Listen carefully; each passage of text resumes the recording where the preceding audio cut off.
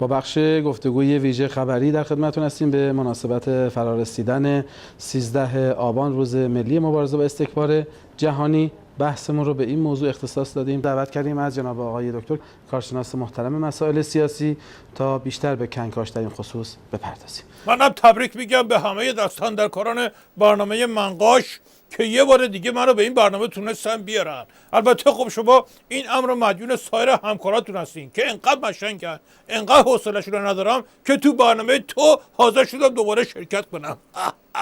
توی در واقع ادبیات انقلاب اسلامی و حالا تقویم تاریخی انقلاب اسلامی 13 آبان رویداد مهمی هست و در سالهای اخیر هم عنوان روز ملی مبارزه با استکبار جهانی نامگذاری شده. در مقطعی هم که سفارت آمریکا لانه جاسوسی توسط دانشجویان پیرو خط امام اشغال شد، خب امام این رو به عنوان انقلاب دوم نامگذاری کردن که حتی مهمتر از انقلاب اول هست. مجموعه اینها رو اگر ما بخوایم رصد کنیم و جناب عالی تحلیل داشته باشید در باب اهمیت 13 آبان تو حافظه تاریخی مردم ایران بفرمایید. نمیخواد تو رصد کنی، رصدخونه باز نکردیم که تو همون جلو پاتو نگاه بکنی که سکندری نخونی برای من خوبه.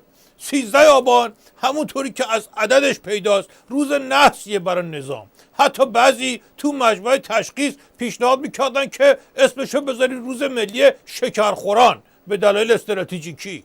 چرایی در واقع مرگ بر آمریکا، بعضیا میگن که این تاریخ مصرف داره. جناب عالی در تحلیلتون بود که نه اینطوری نیست. الان چه پاسخی میشه داد بر اونهایی که میگن نه این تاریخ مصرف داره باید برداریم دیگه؟ مهمتر از تاریخ مصرف جغرافیای مصرف داره. یعنی تو راهپیمایی و تو مجلس و تو همایش بسیج و اینا تا میتونی بگو، ولی پشت میز مذاکره که نشستی جیک کم نزن، جام زهره بگی قلق قلق برو بالا. اون بحثی که مقام معظم رهبری اشاره کردن نگاه به درون در واقع باعث تقویت و برد بیشتر میشه، این رو جناب عالی تحلیلتون چی هست؟ من دیگه این بخش و اون بخش نمی کنم. تحلیل کل مذاکرات رو تو یه جمله بهت میگم که دیگه گیج نخوری. قشنگ ساده آسون بسیجی فهم. تحریم نفس مقام عظما رو برونده. از بانک مرکزی هر وقت سوال میکردیم میگم ما دیگه ارزی نداریم، شما امری ندارین. آخرش هم دلار شد 3500 تومان. یعنی 3500 تا امام بدی یه آمریکایی میگیری. خب این زشت بود دیگه. تصور میکنید چقدر تأثیر منفی داره رو اون بحثایی که خود آمریکایی‌ها برای اعتماد سازی اینا در دنیا دارن میکنن؟ انقدر که مقام عظما گفت جامو بیارین، منتها رفت واسه یه دولوپی، یعنی یه چیکه جام زهر که قبطش سر تحریم ول کنن، یه عربده همچی هنری ظریف بسیجی خر کن که ریزش میزش تو کار نباشه. متاسفانه نشد، یعنی برعکس شد. تحریمه نشکست، بسیجی ها این آب رادیات سوراخ همینجوری ریختن. معلوم شد که نمیشه دولوپی خورد.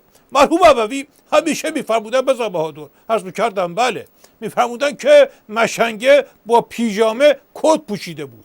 گفتن کت برای چی پوشیدی؟ گفت ممکنه مهمون برام بیاد. گفتن خب پس پیژامت دیگه چیه؟ گفت آخه ممکنه است که نیاد. یکی از این نویسندگان حالا شما اشاره کردین چینی هم کتابی نوشته بود، چینی که میتواند بگوید نه، این در برابر آمریکا نه بگوید. این مرگ بر آمریکا همون نگفتنه. اون که بله، حسابشو بکن. هر کی به جای اینکه بگه نه بگه مرگ بر آمریکا چی میشه؟ مثلا بچه بخواد ننه‌شو صدا بکنه باید دوبار بگه مرگ بر آمریکا.